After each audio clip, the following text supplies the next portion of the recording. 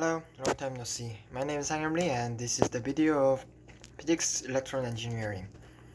2 weeks ago I ran about the drift current that is acted by electron field, and this time I run about the diffusion current.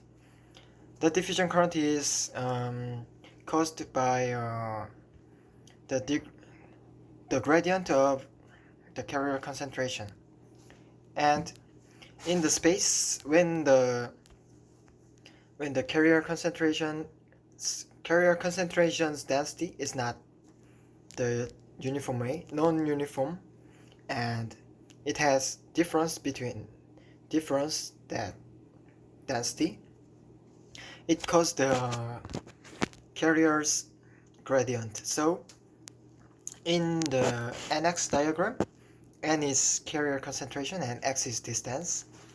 When you put the benchmark like a x0, and when you put the two points that is the same distance from the x0, like x minus r and x plus r, when you want to know about the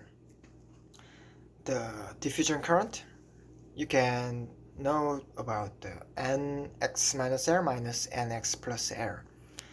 And when the r is so tiny that when you zoom that 2 point, the curve way can be look as the straight line.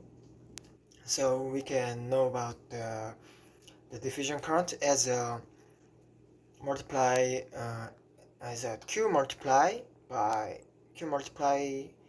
the velocity and multiply length, and last multiplies is the gradient dx over dn or dp. So also we can define the velocity multiplied by length,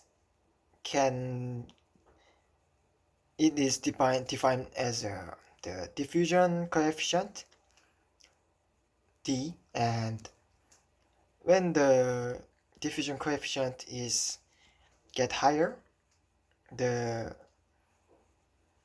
degree of the gradient is higher too. When the degree is higher, and it can be defined as the carrier can move faster and more further.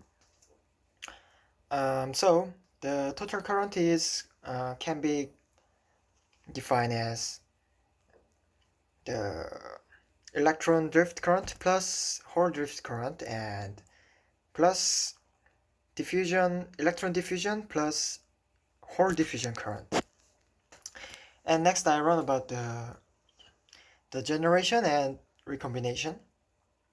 When the electron from the valence level jump up to the conduction level by a photon energy, the light energy that higher than the energy gap between the valence band and conduction band, there's one electron in the conduction band, and there's a new hole is in the valence band. It is the electron hole pair, and recombination is when the electron from the conduction band is down to the valence level when the time goes and the electron and hole recombine. So we can call it recombination. And generation is used to absorb the light energy, so we can call it absorption, and recombine can be called as emission. And I learned about the minor carrier lifetime. Let me example as a p-type semiconductor. When the p-type semiconductor is doped, when the hole is doped by 8 times 10 is multiplied by 18 times, and and then the mass effect rho, the electron carrier will be 10 multiplied 2 times, and when the light energy got a 10 multiplied 10 times to each carrier concentration, electron will be affected by that light, so its carrier concentration will be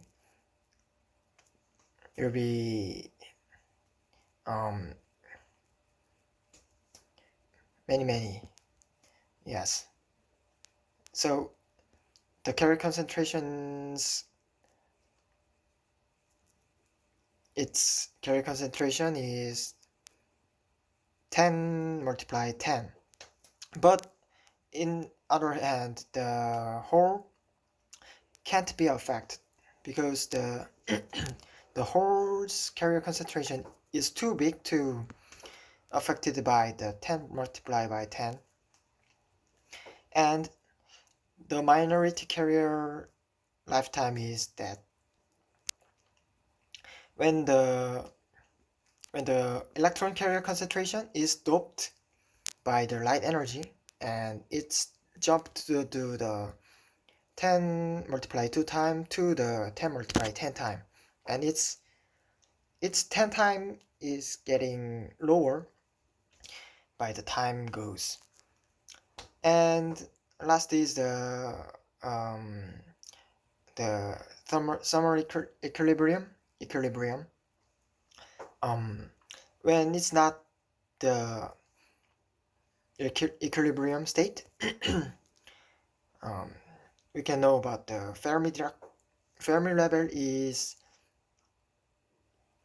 in the equilibrium state. The Fermi level is in the constant way, but in the non-equilibrium state, the Fermi-Dirac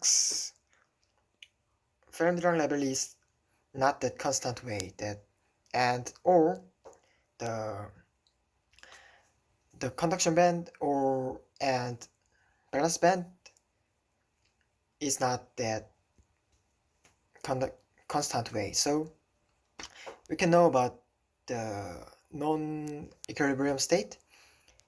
There is a electron field that makes a degree with a gradient to the energy level, and we can know about the